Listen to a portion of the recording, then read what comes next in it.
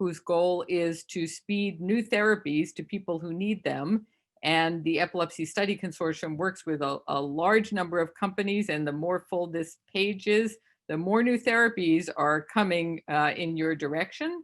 And all of that money goes to the Epilepsy Study Consortium, which pays a portion of my salary. So we're going to start out talking about what epilepsy is and what kind of epilepsies are out there. And I was very interested to see that many of you say that you are adults with epilepsy. There's a few people who are interested in pediatric epilepsy, and we're going to talk about both of those tonight. So when you're thinking about epilepsy as a whole, the new International League Against Epilepsy classification really puts epilepsy into three main buckets. The first bucket, which is the biggest bucket and has people, both adult and children, in this bucket, is what we call focal epilepsy. What is focal epilepsy? Focal epilepsy is the condition where most of the brain is functioning perfectly fine, and there is one small area of the brain that has electrical instability. That is called the epileptic seizure focus, and the seizures come from that area. Once they start in that area, they can spread, and they can eventually spread to the entire brain, but they always start in that focus. So that's focal epilepsy. The next big bucket is generalized epilepsy. This is a condition where the entire brain is excitable. And when you have a seizure, the entire brain is seizing all at once. And why is the entire brain excitable? Not because there's been an injury to the entire brain, but because you have a genetic predisposition to have epilepsy. Sometimes this is called genetic generalized epilepsy. And interestingly enough, and I'm going to get into a little genetics later, but you would think if we call it genetic generalized epilepsy, that we must know what the gene is that causes it. Actually, we don't. The only reason we know that it is genetic is because if I have one of these epilepsies and I have an identical twin, there is more than a 90% chance that that identical twin will have epilepsy as well. So that's why we know this is something in the genes. And there are a number of syndromes within generalized epilepsy. You may recognize some of them: juvenile myoclonic epilepsy, absence epilepsy, and so on.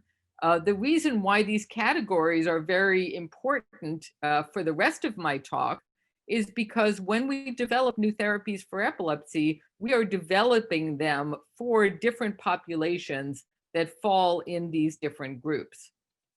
The next group that I want to focus on is a very severe epilepsy. This is an epilepsy where the brain really is diffusely excitable because there's been something bad going on in the brain. What is that badness? Well, you can see some of the reasons over on the side here. Perhaps you're born with it. Perhaps something really bad happened to you as a young child. Maybe you have a metabolic disturbance or an infectious disturbance, but whatever it is, it involved the entire brain such that little pieces of the brain can pop off at any given time, whereas the whole brain can also pop off. So therefore, you can have both generalized seizures and focal seizures, seizures that start in one part of the brain or seizures that start everywhere at once. These epilepsies are really profound, and they're usually associated with a delay and they almost always start below the age of 3.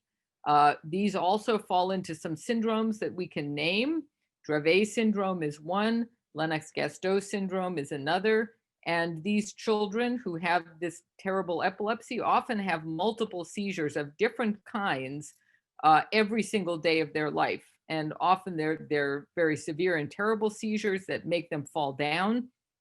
And you may have seen children or have a child who has to wear a helmet because of the likelihood of falling down and of injury. So this is a terrible epilepsy, and I'm happy to say that one of the things I'm going to tell you tonight is that there is a lot more focus on this category of combined generalized and focal epilepsy than there ever was. But at the same time, we are not ignoring the other types of epilepsy either. It's just that This category has not gotten a lot of love in the past, and now there are a lot of people who are interested in developing new therapies in that area. So I just told you about a somewhat new classification. We are also, the International League Against Epilepsy, changing the name of what we call the medicines that you take for epilepsy. You may have heard your doctor talk about anti-epileptic drugs. And we are actually going to change that into talking about anti-seizure medicines, or ASMs. And that is to distinguish the medicines that we have available now, anti-seizure medicines, from ones that we hope to have in the future, disease-modifying medications. So what do I mean by that? Well, imagine somebody who has pneumonia, and because they have pneumonia, they have a cough. The cough is very, very disabling to them, disturbing. That cough is like the epileptic seizure. It's the consequence of that illness that you have. The medicines that we have right now are sort of like medicines to treat cough. They're doing nothing for the pneumonia, but they're getting rid of the symptom. And of course, we're very happy to get rid of that symptom. But really, truly, we want to get rid of the root cause of why those coughs are happening, or in this case, why the seizures are happening. And to do that, we will need disease modifying medicines. And I'm sorry to tell you that right now they don't exist. But I am happy to tell you that even in the next couple of years, we are going to have disease modifying epilepsy medications. And I'll talk a little bit about that later on in my lecture. So do our current therapies help? The answer is, for treating that symptom of seizure, they are pretty good. So this data comes from Kwan and Brody, saying that the first drug that people use, that people are placed on to treat their seizures, is going to get almost half of people symptom-free. Almost half of people are going to stop having seizures with the first drug that's provided for them. If the first drug doesn't work, then a second drug will get another about 13% seizure-free. And then, the doctor is going to try more drugs, combination therapy, and overall, about 2/3 of patients will become seizure-free from medication. And the ones who do not become seizure-free, we have a name for them, and we call them treatment-resistant epilepsy. And of course, a lot of the efforts in regards to developing new therapies are focused on this 1/3 of people who will not get seizure-free from medication. So what is the problem with our current anti-seizure medicines, as we now call them? Well, as we said, about 60% or 2/3 of the time, people will get control of their seizures with medicine. About 1/3 or 40% will not. Interestingly enough, we have developed many, many new anti-seizure medicines over the last 20 years. And that has not really changed this equation of 2/3 of people having good luck with their medicine and 1/3 not. Unfortunately, some of you may really resonate with this. The 2/3 of people who get control of their medicine are not necessarily satisfied customers, because these medicines have to be taken every single day. No matter how often you would actually have a seizure, maybe you would only have a seizure every 3 months, or maybe you would have a seizure only once a year, but still you have to take this symptomatic treatment every single day, because you don't know at this time when that seizure might happen. It's unpredictable. And so you're going to have to suffer the consequences, whether it be sleepiness or upset stomach or rash or other things, every day, despite the fact that really you only need to be protected from that seizure maybe once a month, once a year, or whatever it is.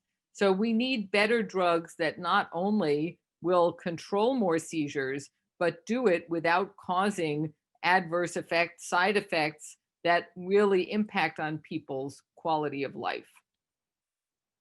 So what do we do right now for people who have epilepsy who present to us? And Dr. Penovich was actually involved in a study that I've been involved with also, that took 450 people with newly diagnosed focal epilepsy and now looked at what happened when they started the first drug and then the second drug. And we've now been following those people for up to 6 years to see how they do over time. I'm here to tell you that some of them do extremely well, as you might expect, and some of them not so much. The purpose of the study is to try and figure out what's the difference between one and the other, right? Why do some do well and some not? And we really, at this point, don't have a good handle on that. So you're going to get a new drug, a drug to treat your epilepsy. That's the first thing we do for you. If one or two drugs fail, we're going to try a combination therapy, probably. And if that doesn't work, then you fall into that category of drug-resistant epilepsy. And then we have really three possible ways that we can go. In the pink here, or the pink red, we can continue to try different anti-seizure medicines. And we can do that no matter what kind of epilepsy you have. Whether you have focal epilepsy, whether you have generalized epilepsy or combined focal and general, we can find a drug to try and treat you. Another thing that we can do for pretty much all epilepsies is to implant a vagus nerve stimulator, which is just a stimulator that's connected to a nerve in the neck. It's been around for about 20 years, and it does reduce the seizure frequency in many people, although usually it does not eliminate seizures altogether. If you are going to go the other way to diet, we have in this green here, we have the ketogenic diet, which is a very, very strict diet that we use mostly for the pediatric epilepsies, not really so much in adults. This is such a strict diet that, in fact, you have to only eat exactly what is given to you on the diet, and you can't have any sugar, you can't have any fruit, you can't have cake unless it's special artificial sugar cake and so on. Even if you eat one mint, you can throw yourself entirely off the diet. So for a lot of people, as adults, they really are not able to stay on this diet, and this is mostly for pediatrics. Then we have the neurostimulators, which I'm going to talk a little bit more about, the responsive neurostimulator and the deep brain stimulator. In order to put the responsive neurostimulator in, you have to have a seizure focus that's identified. The deep brain stimulator can be put in even if a single focus is not, but you have to have, right now it is only approved for people who have a seizure focus. Surgical intervention, and I'm going to talk a little bit about laser ablation, which is a new therapy. Also, you must have a seizure focus. So these are not going to be that helpful if you are one of those people who has generalized epilepsy or combined focal and generalized. But if you do have a seizure focus and it can be found and it can be removed or it can be burned out with a laser, then that sometimes can be a cure. So some of these drug-resistant patients can be cured by surgery or by laser ablation. And in the kids that can tolerate it, sometimes the ketogenic diet is also curative. So these are our two stimulators. The deep brain stimulator stimulates, if you can see these like sort of spikes that go deep into the brain. These are not put into the seizure focus. They're put in an area of the brain called the thalamus. And they just on a cycle, once every 5 minutes or once every 3 minutes, they will give a pulse of stimulation. And it doesn't really matter whether the person is having a seizure at that time or not. The responsive neurostimulator is actually put on the surface of the brain, and it is put on or near the area where we think the seizures are starting.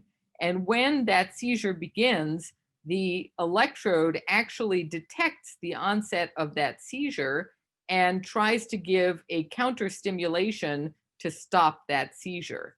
It sounds great. Unfortunately, it turns out that neither of these actually in the beginning at least, makes very many people seizure free.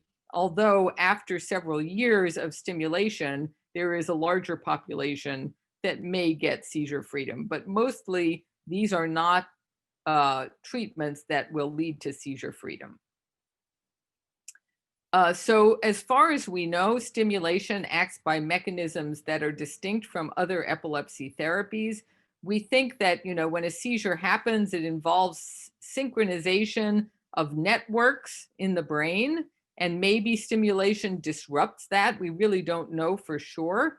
And we're actively right now studying why these stimulations do work.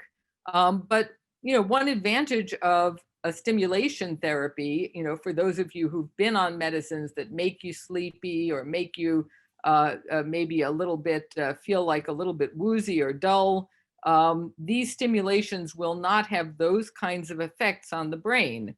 However, they have to be put in with a surgery, and that surgery can have some complications, although the complication risk is low, but there's always that risk of bleeds or infections during the implant. Usually those complications are just temporary, and they resolve, and people may continue the therapy nonetheless. Usually when the stimulator goes off, it is not something that the person who has the stimulator in can actually feel, which is good. And again, as I said, it typically improves seizures, but is not a cure for most people. Now let's go to talk about the newest of the techniques that we use, which is laser ablation. And this is a sort of a representation here that you can see that under guidance with imaging, this is what's called an MRI. It's an image of the inside of the brain that the person who is doing this is looking at. Usually it's a neurosurgeon who's doing this. He just makes a little hole in the skull. He doesn't do an open surgery, or she, I shouldn't say he. He or she makes a little hole and then puts a little guide wire in. And at the end of the guide wire, they basically heat it up to a high temperature, and they basically burn a little bit of the brain where the seizure focus is. And hopefully, if that area is the correct area, then it will no longer be able to produce seizures. And again, it can be curative. This is an alternative from going in with a surgery and taking out a whole big chunk of the brain. So you can see here, this is an area that has been burned by this laser, but most of the brain is sitting there perfectly fine. So the advantage is it's just an overnight stay. It's not a long stay in the hospital. People can get back to work or whatever they're doing much faster. However, the rate of seizure freedom from this is slightly lower than going in and actually taking that piece of brain out. So this is something that has to be discussed, the pros and cons, but I know that a lot of people are very, very worried about, quote unquote, going under the knife. And this is an alternative now that people can have that is less invasive. So we have had many, many, many drugs approved over the last 30 years. In the time that Dr. Penovich and I, in fact, have been treating people with epilepsy, when Dr. Penovich and I started in this career, we only had these drugs in gold here. And now look at all the ones through clinical trials we have added. And many of you may recognize them or may have been on them. And just in the last few years, we've really exploded with drugs. And the most recently approved just in the last year are these two drugs that I'm going to go into in a little more detail, Cenobamate and Fenfluoramine. So when you look at what these drugs have been approved for, I remember I told you that people are more interested in this combined focal and generalized epilepsy syndromes. So Lennox-Gastaut, infantile spasms, Dravet syndrome, all of those fall into that category. And you can see that since 2008, roughly half of the drugs that have been approved by the FDA have been approved for these severe syndromes that tend to happen more in children than in adults. However, we have had drugs approved for focal seizures, such as perampanel Fycompa, S-like carbazepine or Aptium, brivaracetam or Briviact, and the most recent one, which I'm going to talk a little bit about, Cenobamate or Xcopri. So cenobamate is a very interesting drug because all the drugs that have been approved to this point have been approved with studies where people are going along, they're having many seizures a month. Usually people who enroll in these studies have tried many different drugs, they haven't worked, and they're still having somewhere above 3 seizures a month, which is, quite disabling.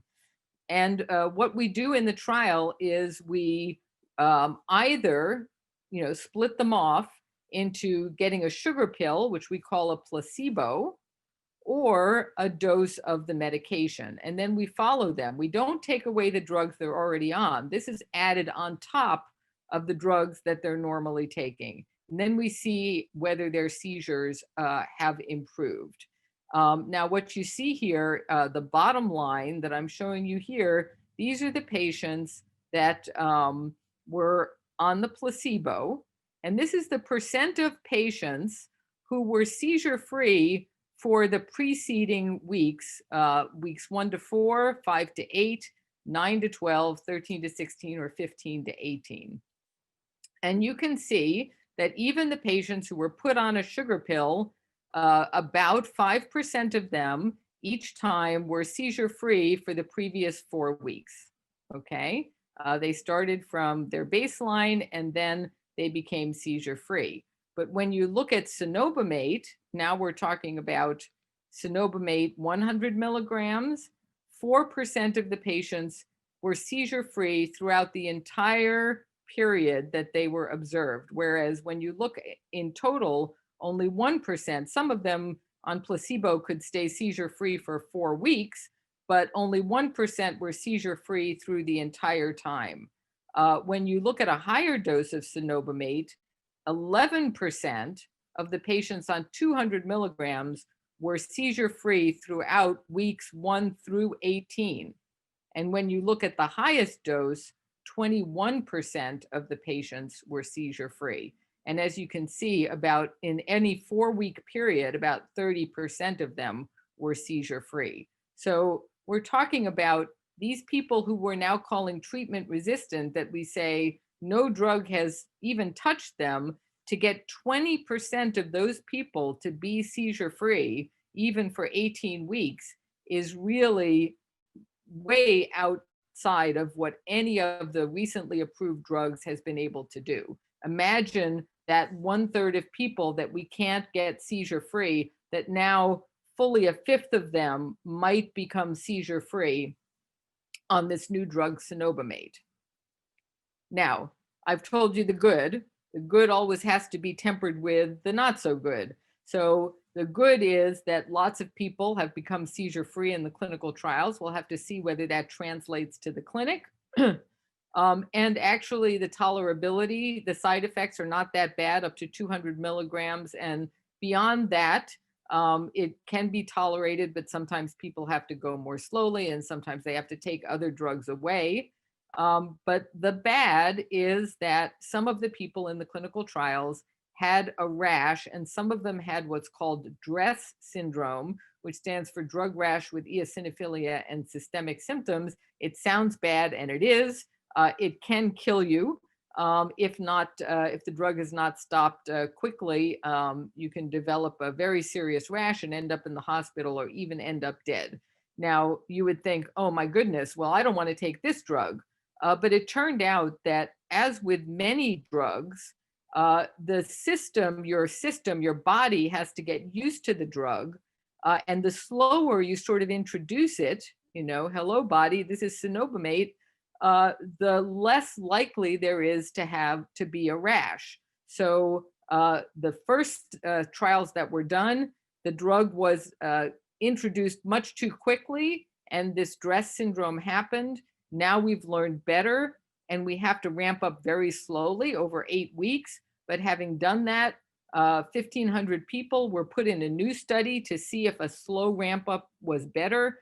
and there was not a single case of this dress when the ramp up was slow. So we think we have a good handle on how to prevent this serious side effect, and we will be looking forward to seeing more information from people starting it in the clinic. Now, there's some trends that I want to tell you about, from blockbuster to mini-buster, rescue therapies, from anti-seizure medicine to disease-modifying epilepsy, and finally, personalized medicine. So, so I already alluded to this, that in the earlier days, most drug development was for common epilepsies like focal epilepsy and idiopathic generalized epilepsy. And in fact, together, these two syndromes account for 3/4 of all people with epilepsy. The rest of epilepsy is a large number of rare orphan syndromes, often with a pediatric onset and often associated with delay of development. And these fall into that category I mentioned of combined focal and generalized epilepsy. And together we call these the developmental and epileptic encephalopathies. Sometimes the syndromes are extremely rare. Sometimes there may be only a couple of thousand people in all of America who have these syndromes. And recently, drug development has completely turned around. And whereas before people were targeting the much more frequently the common epilepsies, now really the majority of development that's going on right now is in the rare epilepsies. And you'll see the names here of some of them: CDKL5, GLUT1 deficiency, Rett syndrome, and so on. So if you belong to one of those groups, I'm sure that this is music to your ears. And you can see some of the things that are in development. I'm not going to go into them because of time, but there are many, many drugs that are now targeted to the rare epilepsies, and more coming. I want to talk about the one that was just approved, which is fenfluoramine. And this was tried so far and approved for children with a syndrome called Dravet syndrome. You're going to be hearing a little more about Dravet syndrome later. It is a genetic epilepsy caused by a mutation in a single gene. Children about the age of 1 start to have terrible long seizures and very continued seizures. And as this happens, they start to lose development and end up with some delay, as well as seizures, as well as some other symptoms. And it is obviously terrible for a parent to watch this happen to a child that up to the age of 1 year old was developing perfectly normally. So we really need therapies for these rare epilepsies. They're very, very devastating. And here is some good news. So this is one of the first that was approved for Dravet syndrome. There's only now 2 FDA drugs that are approved for Dravet syndrome. And this one, fenfluoramine, you can see that 70% of the children during that time when drug was added on, here's that sugar pill or placebo I was talking about before, 70% of the children had more than a 50% reduction in seizures over the time that they were in the study being treated with this drug at the higher dose. And if you look at a 75% reduction, almost half the kids had their seizures reduced by 3/4. So that's really impressive. We're not talking seizure freedom here because this is a very severe epilepsy, but having your seizures reduced by 3/4 is still very, very impressive. Again, I have to tell you a little bit of bad news, and I hate to do that, but well, it's not bad news actually, it's just potential. So fenfluoramine may sound familiar to some people, and that's because back in the 1980s, there was a diet drug called Fen-Phen, which was a combination of fenfluoramine and another drug called phentermine. And that combination of Fen-Phen was pulled off the market very quickly because it was discovered that a small subset of people taking that drug ended up having heart valve thickening, which again could be fatal, and also pulmonary fibrosis, some fiber development in the lungs that made it difficult to breathe. So that happened at a high dose, and it also happened with that combination. We are looking very carefully to make sure that this is not happening to the children taking only fenfluramine at a low dose. So far, there has not been any heart valve thickening or pulmonary fibrosis. As of right now, children who start on this drug need to be observed very closely, and they need their heart valves checked up on about every 6 months just to make sure that things are okay. But other than that, when you look at serious side effects or adverse events, the sugar pill here again, Zogenix at the low dose and the high dose, there really wasn't a big difference between side effects, serious side effects happening with placebo or with the active drug. I'm going to now switch over to talk about rescue medicines. So what are rescue medicines? I hope some of you know because you're taking them. Rescue medicines are treatment that's not given every day, but is used in case of emergency. It's sort of in case of emergency, break glass. They can be used to stop a cluster of seizures. I just had one seizure and I'm afraid more will be coming. Let me do something quickly to stop that.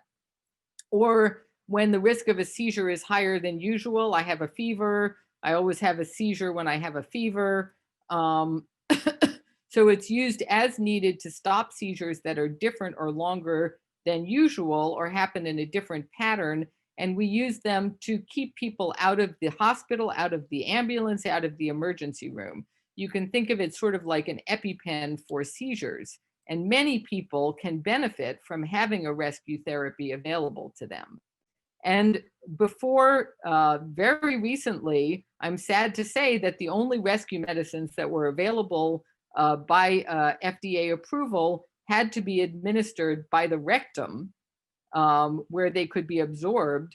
But fortunately, we now have very good rescue medicines that work in 15 to 20 minutes that can be taken by a spray in the nose or in the mouth by a film that gets put in the mouth. So we have nasal midazolam called Nasolam, we have nasal diazepam called Valtoco, and we have buccal clobazam called Sympazam.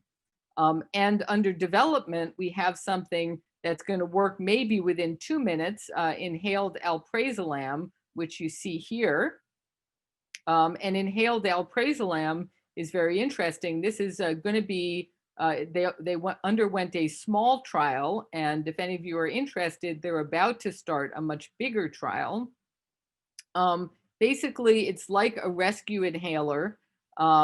So you put it in front of your mouth, you take a single breath, the medicine is aerosolized and goes right into the lungs where it's rapidly absorbed.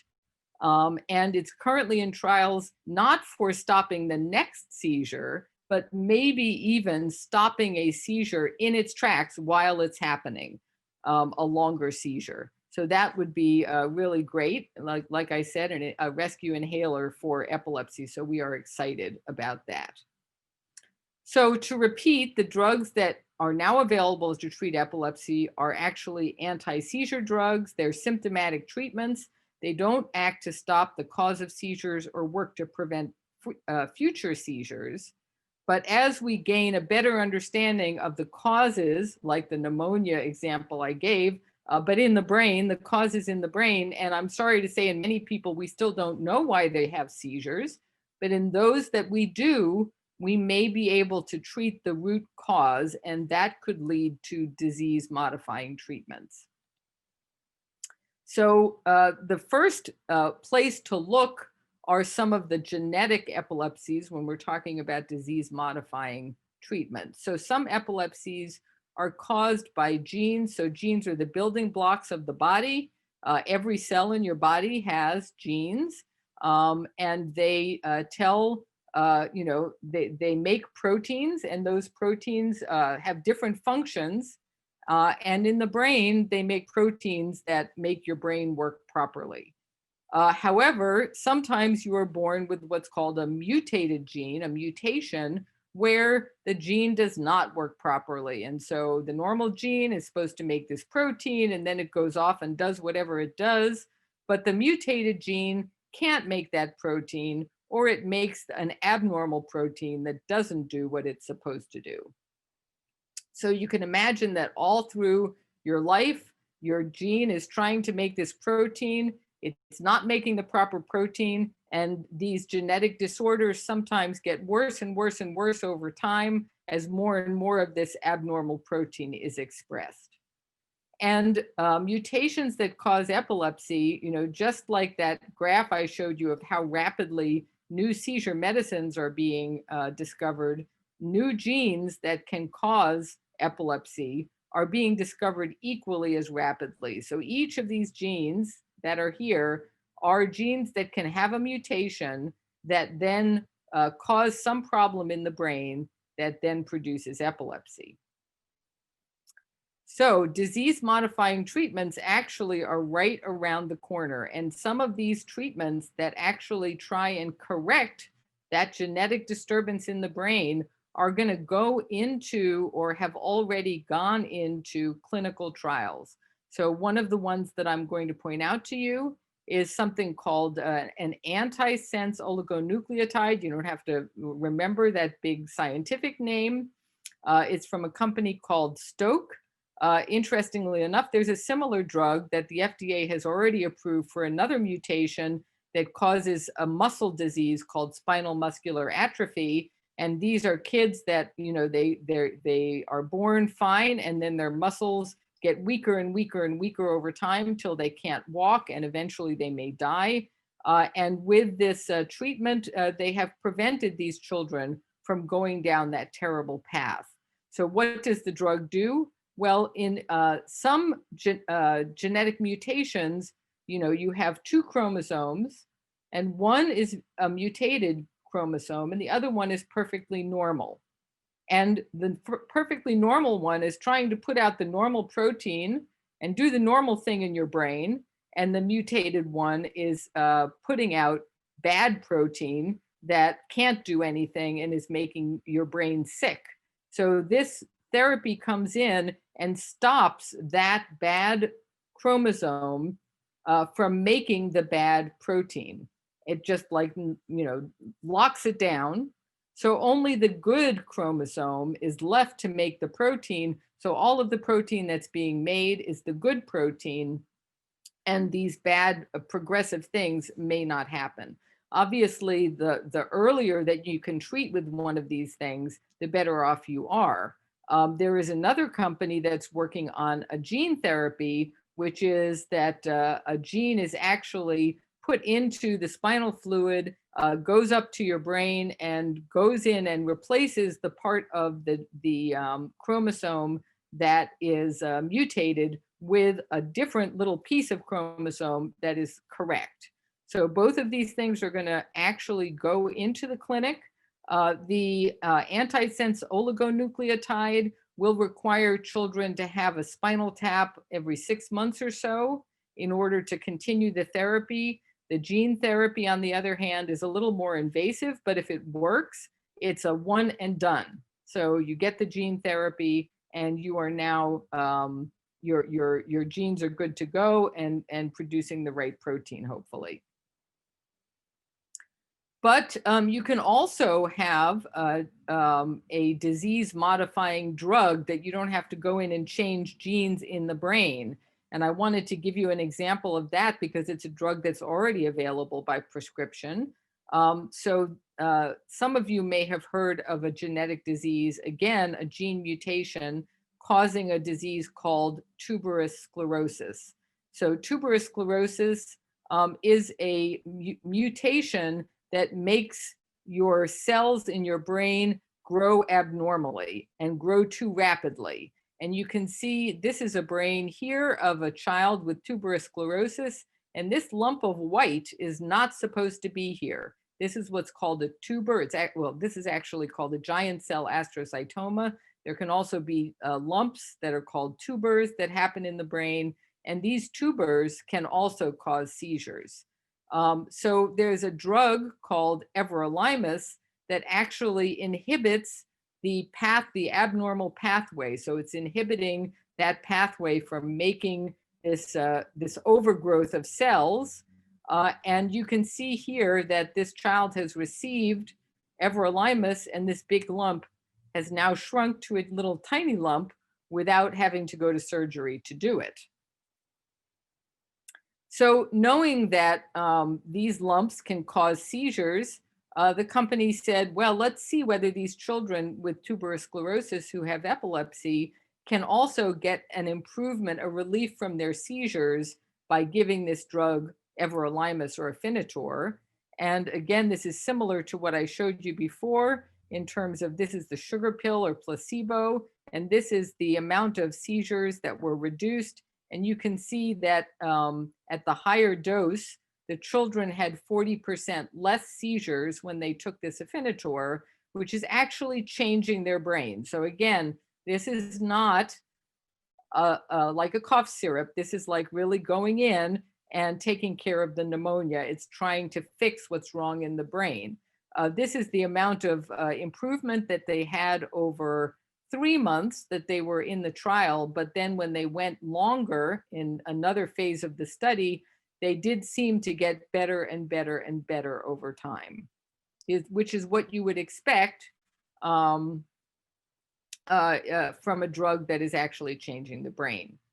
So now I want to talk about something beyond just how can you get better without having necessarily a new drug or a new therapy. Well, we hope that there are other ways too. And I'm going to segue a little bit to say, what is the Epilepsy Foundation doing for you? What are we trying to do for you? And as Chief Medical and Innovation Officer of the Epilepsy Foundation, this is something that's near and dear to my heart. So I'm going to talk a little bit about, in the last few minutes, about devices to forecast seizures, and also about how we learn to use the drugs that we have now. So let's talk about epilepsy detection devices, which are definitely another trend in new innovation in the epilepsy space. What are they supposed to do? They're supposed to help people count seizures that they may not be aware of.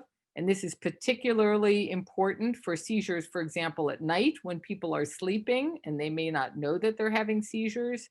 Most importantly, there are now devices that are in development that if a person with epilepsy has this device on and they start having a seizure and this device detects it, it can alert parents or loved ones when that seizure is in progress. Right now, we're only talking about convulsive seizures, but hopefully later it might be others as well.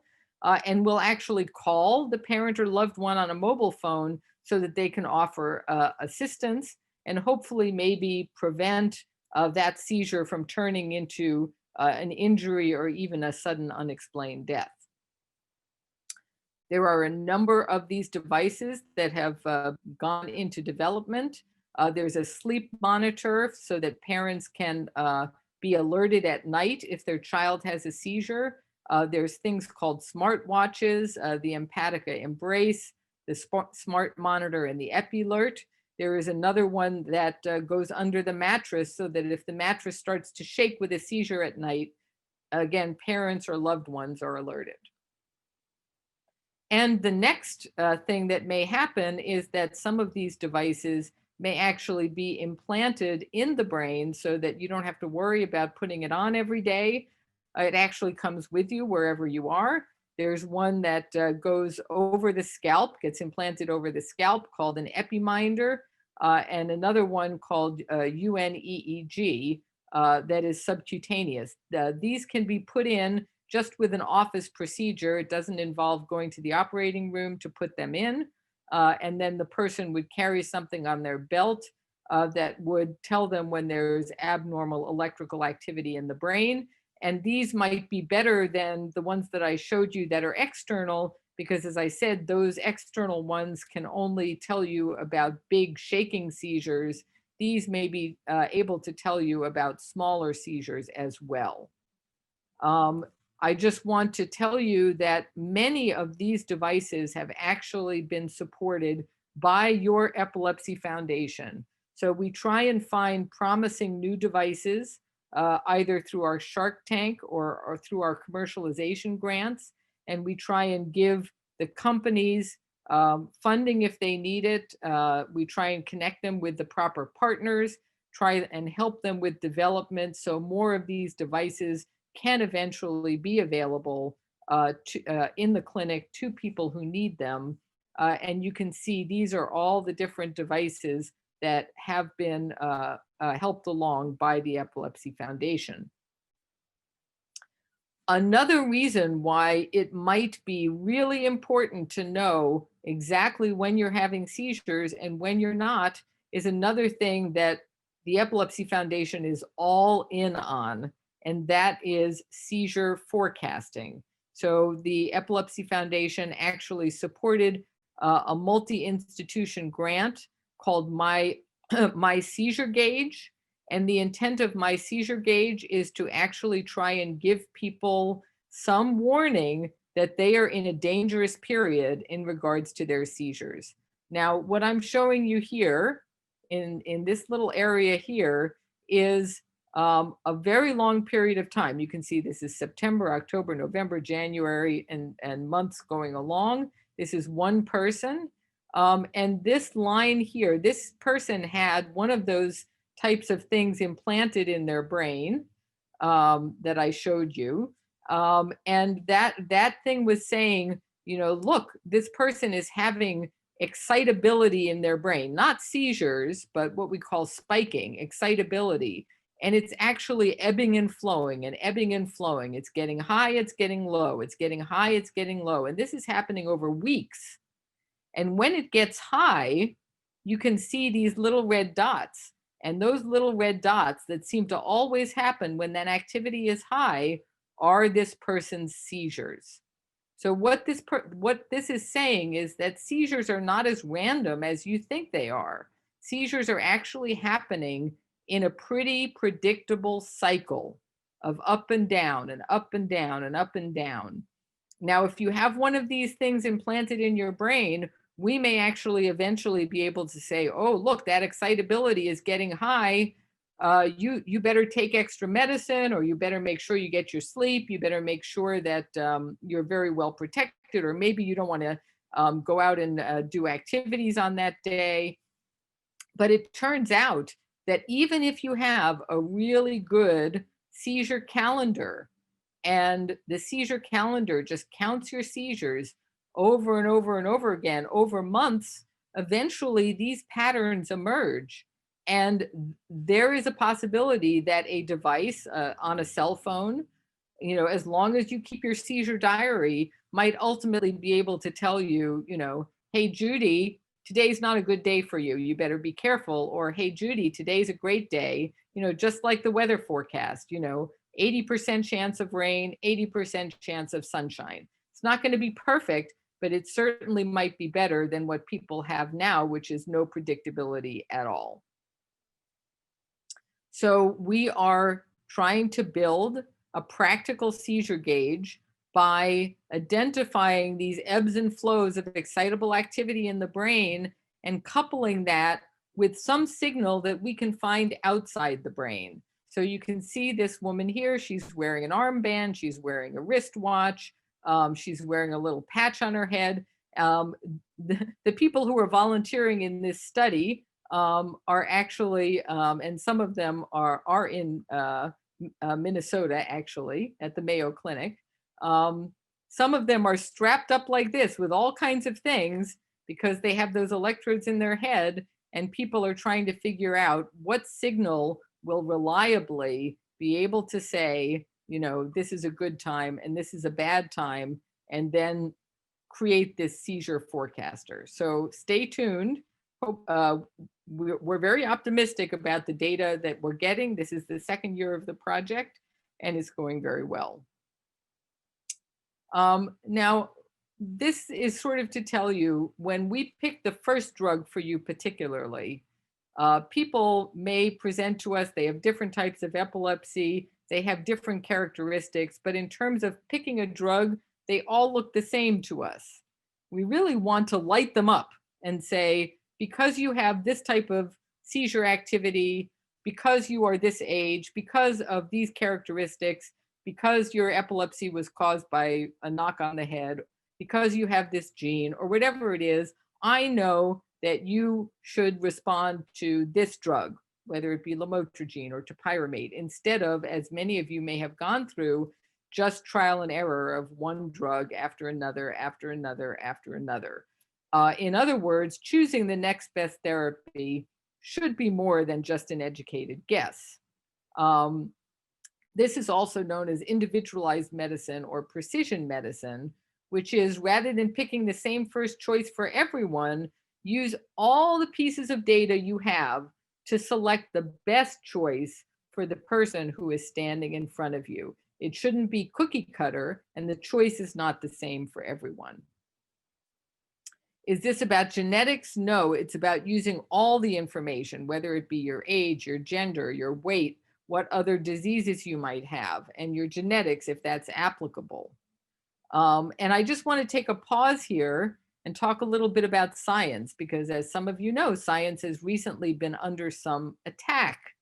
And one of the reasons is that people believe that when you do a trial, and I've shown you the results of several trials over the course of this talk, people believe that that study should provide the truth. But in reality, a single study provides only one truth. It provides an answer for the people that were in that trial, who have been treated in a certain way at a certain dose. I showed you one dose versus another dose over a certain period of time.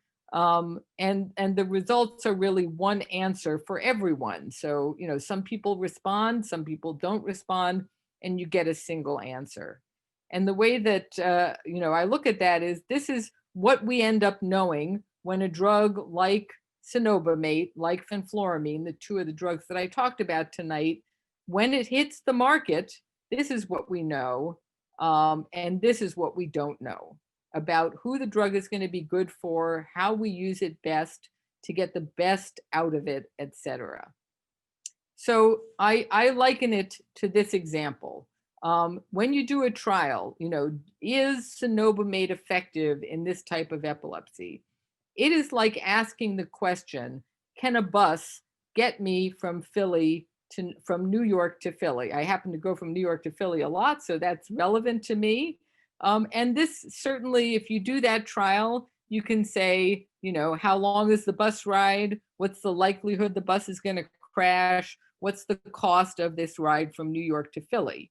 But really, when you're treating epilepsy, the question shouldn't be, can a bus get me from New York to Philly? The question should be, how should I, Jackie French, get from New York to Philly? There's not just a bus. There's a car, there's a plane, there's a train. There's many different ways that I could get from New York to Philly. And there may be reasons why, for me, Jackie French, a car might be better because I have a car and it's comfortable. And I like to listen to the radio, or maybe a plane is faster and I want to get there very quickly, and there's a reason I need to get there quickly. Or maybe a train is better for me. What if I'm claustrophobic, et cetera, et cetera. So, really, we don't have a way with a single trial to ask the question, how should you, the person with epilepsy, get treated compared to the person next to you and the person next to them and the person next to them? And that is why the Epilepsy Foundation is working very hard on two systems. One is called EDEN, the Epilepsy Digital Experience Navigator, and the other one is called ELHS, the Epilepsy Learning Health Care System. So let's talk about EDEN first. And the concept of EDEN is, what if every person with epilepsy who was treated with a drug donated their journey to science, right? So I was treated with this drug, you were treated with that drug, I got started on it slower, you got started on it faster. The outcome from one single person doesn't tell us anything. When you put together hundreds, when you put together thousands, when you put together tens of thousands, you start to get real information about what is working for whom and why.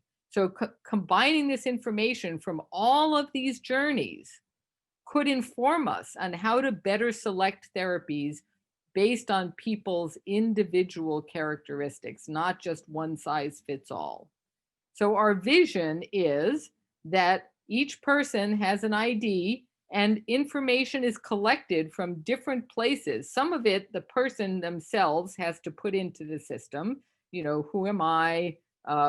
What drugs am I on? And how many seizures am I having?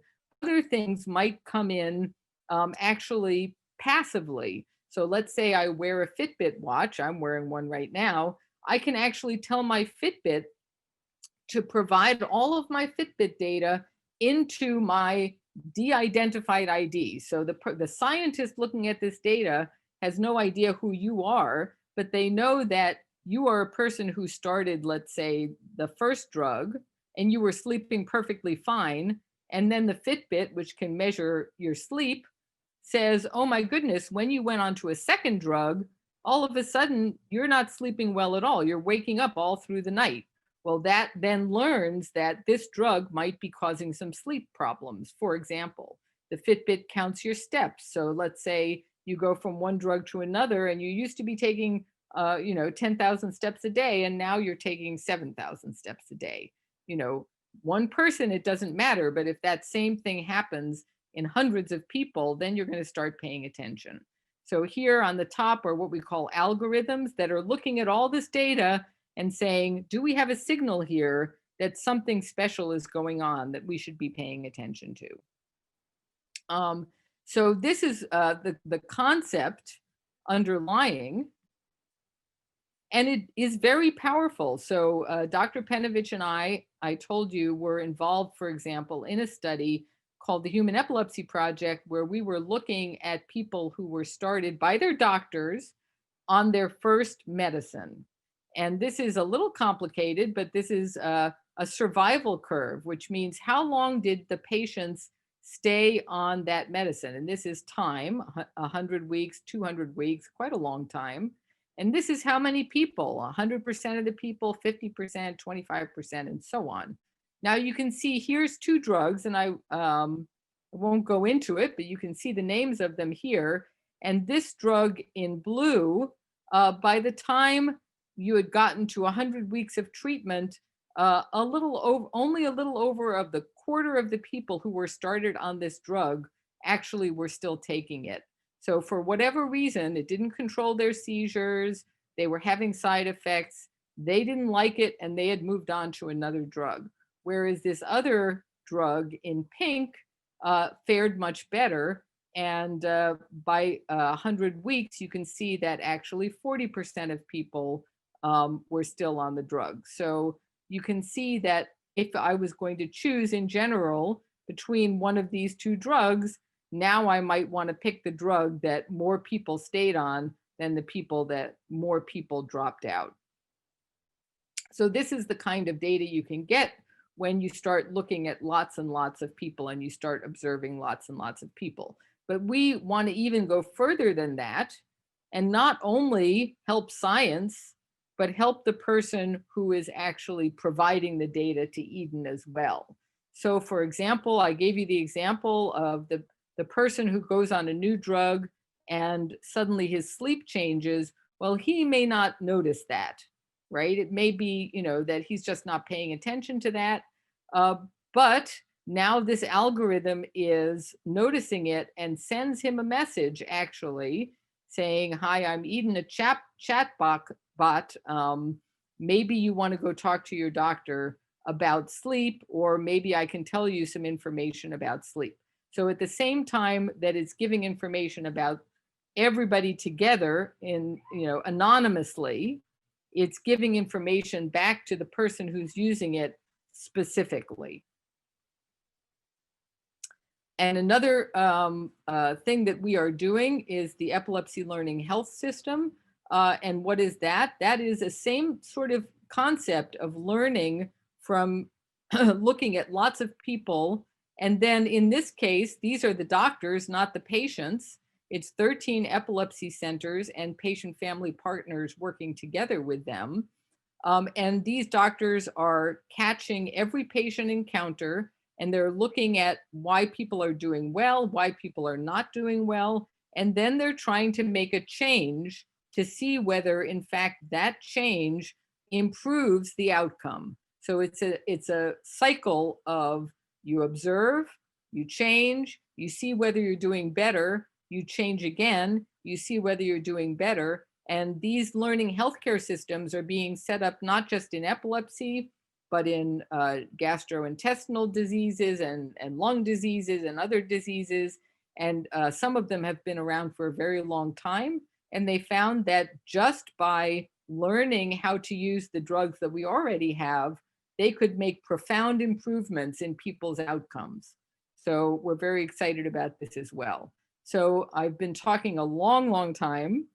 I will conclude by saying that this is an exciting time full of innovation, and disease-modifying therapies are hopefully right around the corner. And the Epilepsy Foundation is working for you and is laser focused on research that will make a real difference for people with epilepsy. And I will stop there. Thank you very much. Thank you, Jackie. That was so much fun to listen to. And there's so much new going on. It is very, very exciting time. Before we go into questions, I've got 2 more poll questions, which I think will be interesting to see. If we can get the first one up. Maybe we can't. There we go. If there were an approved treatment device that did not involve surgical implantation and was highly effective in trials, would you be interested in one? So we'll have just a few minutes, or not minutes, seconds to answer that. Let's see what the results show us. Okay, so there's another place to get going here. Let's look at our next question.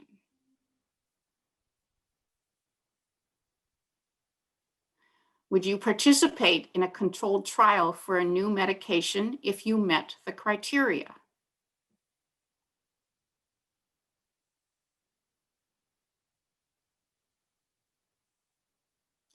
Let's see our answers. Great. That's wonderful. Over half would be interested in doing that. And we could maybe convince a few more of the not sure people to do that. Absolutely. You know, we get the information we know about all of our seizure medicines that are now approved, and as well as some that have not gone on to approval, because people have volunteered to be part of these studies. So we obviously thank you folks mightily for that. And I'm sure all the patients who are taking those medicines do. But it takes some courage to sort of say, I'm going to potentially be on a placebo medication or a low dose or a high dose or whatever, and to take that risk for a period of time. But you're under careful observation and certainly a good chance that you're going to do better. Okay, we have a few questions here, Jack. I just want to make sure we don't have that much time. I had a couple planted questions I might ask you, but if I have time, we'll get back to those. One individual wants to know, in all of those categories that you had there, where would you put Sturge-Weber? For the most part, it would be focal. It's a very large focal, but it's 1/2 of the brain usually, or a portion of one hemisphere, what we call, of the brain, that is causing the seizures. So it would be focal, but because the area is so large, it's often very difficult to remove with the surgery, for example. Occasionally it is done, but it's problematic. So drugs are a good option, and hopefully better drugs are a better option. I actually, just to give somebody a little bit of hope out there, I had a patient with a person with epilepsy with many seizures a day from Sturge-Weber. She got complete control of her seizures with a drug called vigabatrin. The last I heard from her 15 years later, she was still completely seizure-free, had gotten married, had a job, had several children. So there is absolutely hope. And I have a patient we did surgery with who did very, very, very, very well too. And I think when we think about Sturge-Weber and those large areas that are affected by that process, that we can think, well, maybe that's a person who you might marry surgery and an RNS, or maybe an RNS approach as well for better control. I'm going to quickly answer one question, which is, what is ILAE, which is the International League Against Epilepsy? Do you wish to say anything more about that, Jackie? Yeah, people are always saying, why are they against epilepsy? It doesn't sound right. But yeah, this is the international body that usually is the one, interestingly enough, that makes all of our classifications and definitions that all of us around the world then use. Although it oftentimes may take years to get everybody to agree to the same one. That's for sure. That is for sure. Okay. Somebody else brought up an interesting topic, which is that our patients who have epilepsy also oftentimes have other conditions that go along with it, or that seem to be associated with it, and obesity, migraines, whatever. And it sometimes may help us address what medicines we may choose to treat that patient, to treat not only the epilepsy seizures, but the comorbidity. And this person was addressing topiramate and the fact that wouldn't it be a good idea to use it in children. She was addressing children who have disabilities or may not be very active and are obese as well. Certainly, yeah, certainly, again, that's exactly the point that I was making, is that we have to, look at the person in their entirety to decide, and Dr. Penovich is a master at that after her entire career, to decide, what is the best fit, not only in terms of what things do I want to avoid, so I don't want to give a drug that might make somebody gain weight when they're already overweight, and that's a problem for them. If, on the other hand, they're somewhat overweight and I give them topiramate, then that might benefit them, but topiramate has the potential in some circumstances to cause some thinking problems, and particularly in children who are trying to go to school, it may slow them down a little bit. So, we're weighing off in each case the pluses and the minuses, and if Eden gets off the ground, then we can do that in a much larger sample of people to say, did it really make sense to put these people who are slightly overweight on topiramate, or did it end up like backfiring on me? Each of us, and Dr. Penovich, I think, can agree with me here. When I started out treating people with epilepsy, I was dumb. And every year that I treated people and I saw more outcomes, I got smarter. And I only had the opportunity in my career to see a certain number of outcomes, and I could only get so smart. But imagine if I could expand that to the tune of 10,000, and have a supercomputer brain that could, figure it all out for me. Then I could be super smart, or I could share that super smartness with all of the people who are early on in their career who really don't yet know what the right answer is. Oh, but they're going to look so much smarter, so much younger, aren't they? Yes. Well, we only can hope. We can only hope. Yes, that's great. Is the info going into the Eden Project, is it protected and private? Are people being identified in that? It seems like you fed that info back into their phones. Yeah, so each person gets their own personal information back, but nobody else does. So it's a system that, feeds back information to you personally. And maybe, someday it might be also someone you designate, we don't know. But then any information that goes into the supercomputer machine is only replaces your name and your private information with just a number letter code. So we know that you're person 10217. And these pieces of information are associated with you, but we don't in any way know who you are. So these systems have to be airtight, protect your information. Particularly, there are many laws around that. Some of you may have heard of HIPAA laws. If anybody did not keep that information completely private, they would be going to jail, and none of us want to be going to jail. We want to learn. We don't want to be going to jail. So everybody can appreciate that their information will be kept to themselves, but the learning from the information will go on. And what a great way, I think, to contribute. Maybe you were talking about how brave people are who enroll in trials, and that's one way you can contribute. Not everybody can give $100,000 to the Epilepsy Foundation. Not everybody can give even $5, but you can give your information, and that helps us learn. I mean, that is a donation to the world of epilepsy just as much as $5 is. So if somebody's interested in participating in that, Jackie, how would they go about that? So it is just getting up off the ground, and probably probably 6 months from now, we will make an announcement through epilepsy.com, and you'll start hearing through your local epilepsy foundation and many other ways. Please sign up. And at that point, you will be able to.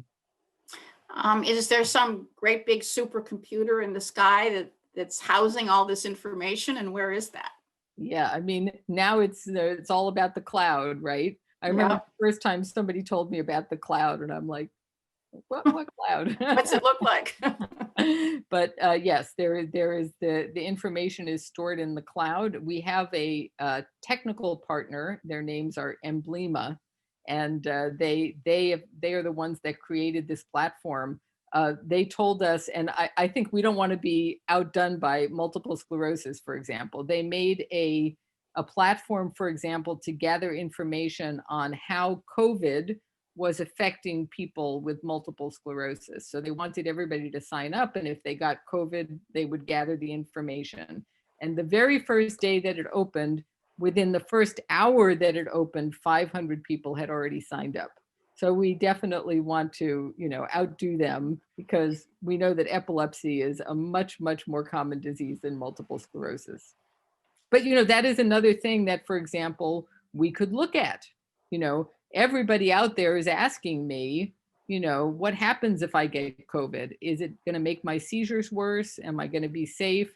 I can tell you what I think happens, but if we had thousands of people that were signed up on a platform, we could do more than just think. We could get the answer very, very quickly. Great. So I want to move back to the genetic issue. The spinal muscular atrophy is just an incredible example, because they've got 3 different treatments now by 3 different approaches differently into genetics.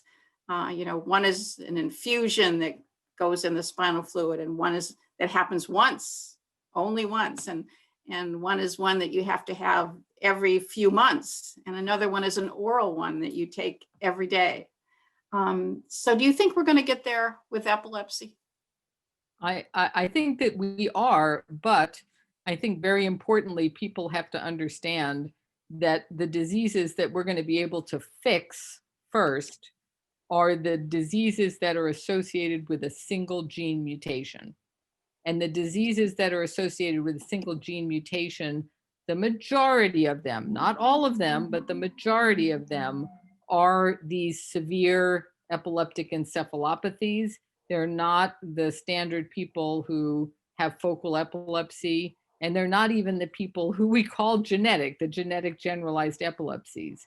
Those, interestingly enough, as I said, we haven't identified a gene because we believe that it is not caused by a single gene. It's caused by somebody being unlucky enough that they got a little bit of this and a little bit of this and this gene and that gene. It's not a mutation. It's just genetic characteristics contributed by multiple genes, we call it polygenetic, that ultimately makes your brain hyperexcitable.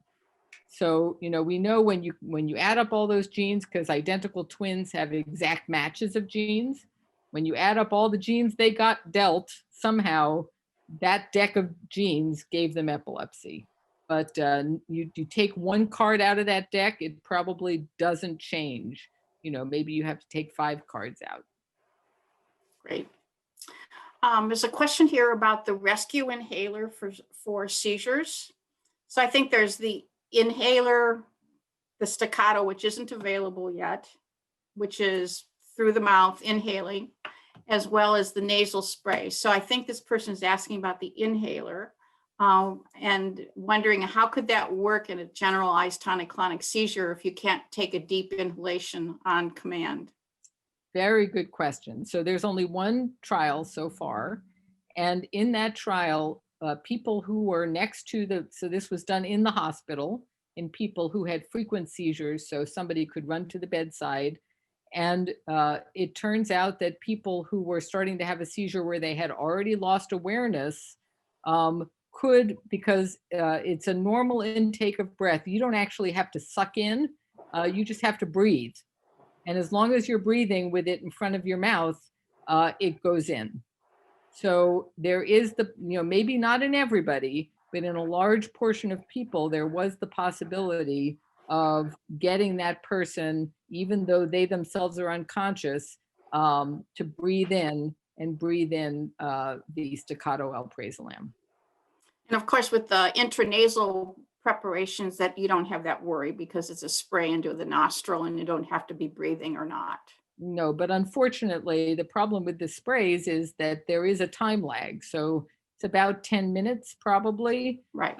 Some of them may be a little shorter, but almost always too far away to treat a tonic-clonic seizure that's about to happen right now. So that might be a use if somebody has that aura and starts to do a progression. That would be a very appropriate way to use an intranasal.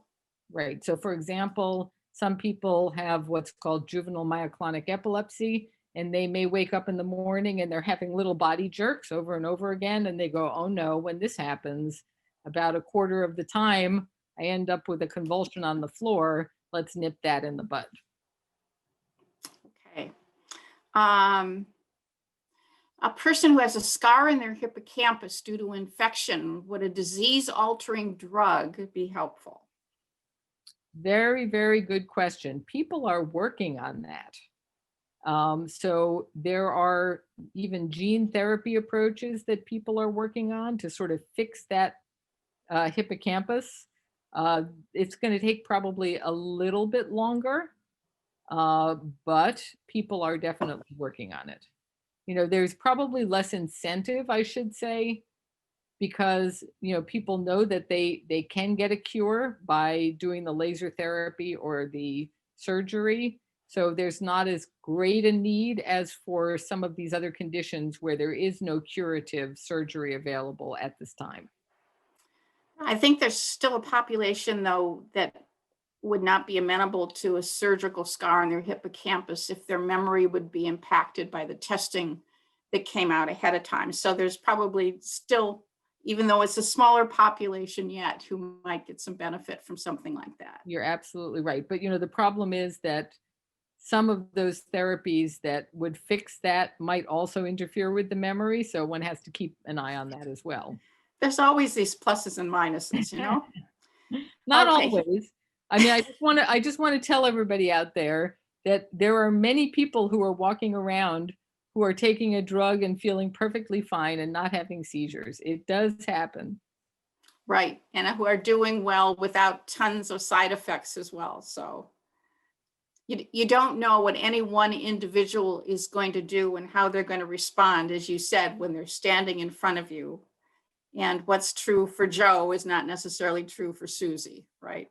That is correct. Okay. So here's a really good one. This is a philosophical question. Somebody has seizures completely controlled with Keppra XR and with Vimpat. Would you consider trying Cenobamate to replace these two medicines? I say, if it ain't broke, don't fix it.